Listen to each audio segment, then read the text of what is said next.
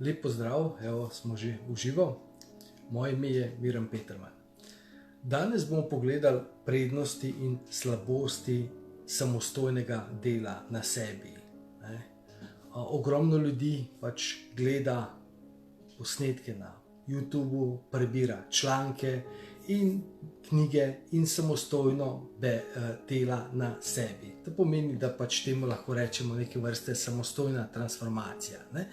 Kakšne so prednosti takšne samostojne transformacije? Prednosti takšne samostojne transformacije so vsekakor, da pač delaš tisto, kar v tistem trenutku čutiš. Da pač bereš tisto, kar se ti zdi, da bi prebral, gledaš tisto, kar se ti zdi, da bi gledal in delaš vse skupaj v svojem ritmu, kar je dejansko vrhunsko in kar je super. Kakšne pa so slabosti? Bomo se še vrnili k prednosti. Tisti, ki gledate, če imate kakšen komentar, če imate kakšno vprašanje, pripombo, ste zelo dobrodošli. Glejte, danes dopoldne sem se pogovarjal z stranko mojo, dogovorila sva se pač delava, da narediva eno kratko pauzo med poletjem in se potem septembra zopet nadaljujeva. In potem sem jo vprašal, kako je, in je odgovorila, da je super, da bere ogromno knjig, ima pozitiven odnos in dejansko vesela in tako naprej. Ampak iza tega njenega odgovora pa sem razbral, da se ji dejansko ne dogaja bistveno kaj konkretnega. Glejte, ena izmed slabosti samostojnega dela na sebi je, da dejansko sami sebe težko opazujemo. Sami, razen če smo na res visokem nivoju, glejte, tukaj da ne bo kakšne pomote, pač tisti, ki ste na visokem nivoju, pač že za sebe veste, in tisti, ki ste res na takem nivoju, ponavadi ne gledate tako video v živo, ampak ste itak tako na visokem nivoju. Z mano vred, jaz tudi gledam videe drugih ljudi in se učim. Glejte, v bistvu, ko dela človek na sebi samostojno, dejansko ne opazi, da se mu ničesar ne dogaja. Ne opazi, da dejansko, glejte, vi lahko prebirate knjige, lahko gledate videe, delate na sebi, ampak če vse skupaj ni nekega, bom rekel, neke primerjave, to je mogoče edini čas, kjer so primerjave smiselne. Vedno rečemo v življenju, da se ne smemo primerjati z drugimi ljudmi. Ampak v bistvu včasih se moramo in predvsem se moramo primerjati sami s sabo. Ker če sami s sabo ne napredujemo recimo, to pomeni, da smo danes boljši, kot smo bili včeraj, da smo ta teden dejansko na višjem nivoju, kot smo bili prejšnji teden, da smo vsako leto dejansko gremo naprej v nekem čisto osebnostnem smislu, smo bolj veseli, bolj pozitivni, v nekem fizičnem smislu imamo več kondicije, imamo več energije, v nekem finančnem smislu imamo več denarja in tako naprej.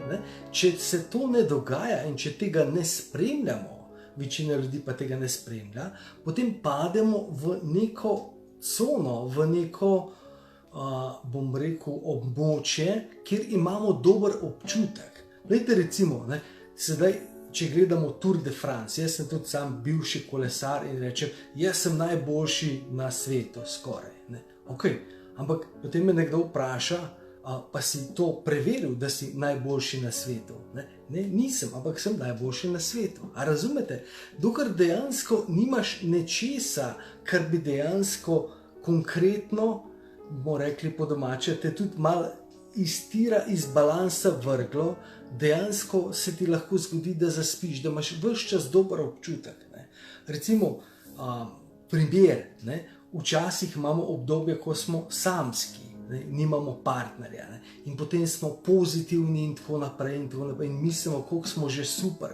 In potem pridemo do tega nivoja, da je pravi trenutek, ko nekoga spoznamo, in potem nenadoma opazimo, da nas partner meče iz balansa, da nam grejo s časom po nekem obdobju, seveda, v začetku je tisto obdobje zaljubljenosti, kjer ničesar ne opazimo, ampak potem bomo kdaj drugič govorili. Opazimo, da nas ljudi partner meče iz balansa, da nam gre na živce, da vse ni tako v redu. Ne.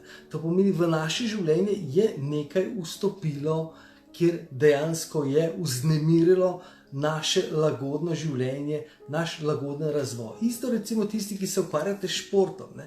Če tečete, ne? Lahko tečete neko razdaljo, ne? In vsak dan pretečete to razdaljo, imate dober občutek, se dobro počutite, ste polni kondicije in tako naprej. In potem se zgodi, da enkrat nekje na poti nekoga srečate oziroma vas prehiti in mu poskušate slediti in vas je vrgel iz balansa. A razumete? Ne? In potem vidite, shit, ne? Ok, bomo to, shit, ne? V bistvu nisem tako dober, v bistvu nimam takšne dobre kondicije, v bistvu nisem na takem dobrem nivoju, kot sem mislil, da sem. In to je, bom rekel, neka past tega osebnega razvoja, osebne rasti. O tem bom še mislim, da zelo v kratkem govoril na enem daljšem webinarju. Ne. Osebna rast mora prinašati konkretne rezultate. Ne. Lahko delamo na svoji sreči, lahko delamo na svojem zadovoljstvu, ampak potem, ko se vprašamo, ok, delam na svoji sreči in kaj pa potem? Sem zelo srečna, sem zelo vesela, v redu, super. Kaj se je pa zgodilo ta teden? Kaj se je pa danes zgodilo nekaj? Kakšen rezultat si dosegla? Srečna sem, ok, srečna. Lahko si srečna in zaslužiš dodatnih 500 evrov. Lahko si srečna in imaš nek drugačen doprinos, imaš nek drugačen konkreten rezultat. Razumete? Ogromno ljudi in tudi ogromno coachov, pač seveda nimajo znanja, dela na nekih abstraktnih občutkih, na nekih stanjih, ki so vrhunska, da ne bo kakšne pomote. Ampak dejansko ta vrhunska stanja, če si srečen, ne, potem mora biti nek rezultat. Če si zadovoljen, če si navdušen, če si motiviran, toliko sem motiviran. A veste, včasih recimo se nam zgodi, da vstopimo v sobo in potem nekaj, mogoče tudi sami nismo najbolj inspirirani in potem nekomu nekaj rečemo in potem ta oseba reče, dokler mi nisi tega rekla, sem bila toliko dobre volje, sem bila toliko pozitivna. A res? Ne? Ker jaz vedno pravim, ne, da dejansko, ne, tako kot rečemo, ljudje rečejo, vse mi je dol padlo. Ampak jaz pravim, če nekaj dobro stoji gor, potem ne pade tako hitro dol, se veste, kaj mislim. Ne? To pomeni, ko imamo kondicijo v pozitivnem razmišljanju, ko imamo kondicijo v tem, da se dobro počutimo, ko imamo kondicijo v sreči, če temu tudi lahko tako rečemo, ne? Potem lahko to vzdržujemo. In zelo pomembno je, da na poti te naše sreče, na poti tega našega dobrega razpoloženja delamo neke konkretne rezultate. Ne? Zdravo, Ljubica, pozdravljam. Hvala, da gledate, da spremljate, upam, da imate kaj tudi od tega. A razumete, ekipca? Ne? In zdaj past tega dela na sebi, ko sami delamo, je, da večina izmed nas tega ne spremlja, ne dela neke analize.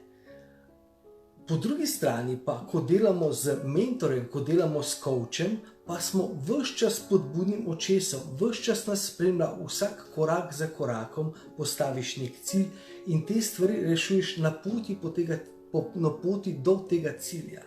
Ne?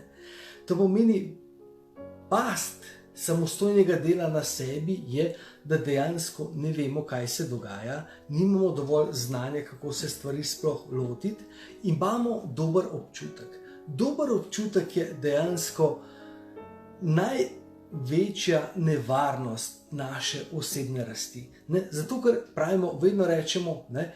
Vedno moramo biti ponižni, ampak vedno moramo hoteti več. Ne? Ko smo preveč postanemo samo zadovoljni, potem v bistvu ego potrka na naša vrata in dejansko izgubimo stik. Glejte, recimo, v vsakodnevnem življenju, ne vem, se odpre nova prodajalna, začne jim dobro iti in potem se nekako dvignejo nad svoje stranke, izgubijo stik s strankami in potem začnejo počasi izgubljati stranke. Dejansko ne opazijo, da so se neke stvari dogajale. Ne? Tako da, drage moje in dragi moji, vem, da smo sredi poletja, vem, da večina izmed vas je počitniško razpoložena, ampak morate razumeti eno zadevo. Lahko je cel svet na počitnicah, ampak jaz pravim, seveda moramo se sprostiti, moramo se regenerirati, ampak jaz pravim, vidimo se septembra. In dejansko ljudje, ki bodo med počitnicami samo počitnikovali in ves čas bili počitniško usmerjeni, potem bodo septembra poskušali zagnati neko kolesje in tako naprej in potem lovili ritem.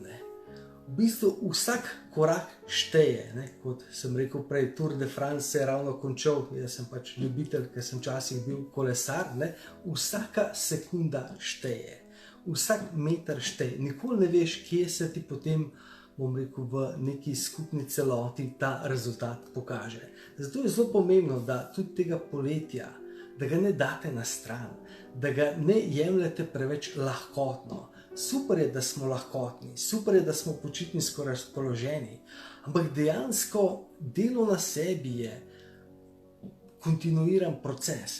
Jaz vedno pravim, da če resnično rabiš počitnice, to pomeni, da ne moreš brez teh počitnic.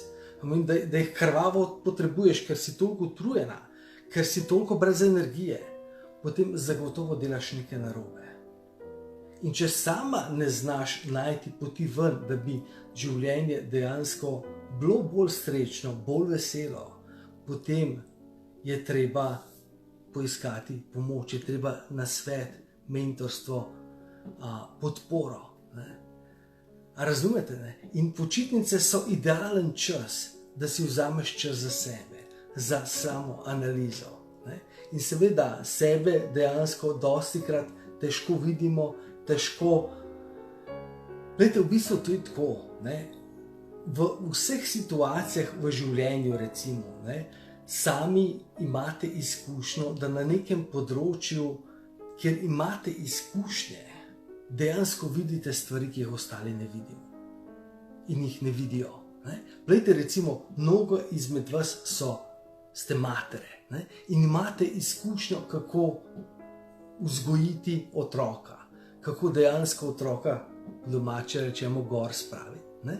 In kot mame z dolgoletnimi izkušnjami, potem gledate mogoče nosečnice ali pa novopečene mame, ki se poskušajo na vse načine kombinirajo in jim stvari ne grejo še tako od rok. Zakaj vedno rečemo, da pač ponavadi, ko ima ženska rodi prvega otroka, vedno sprašuje mamo za nasvete.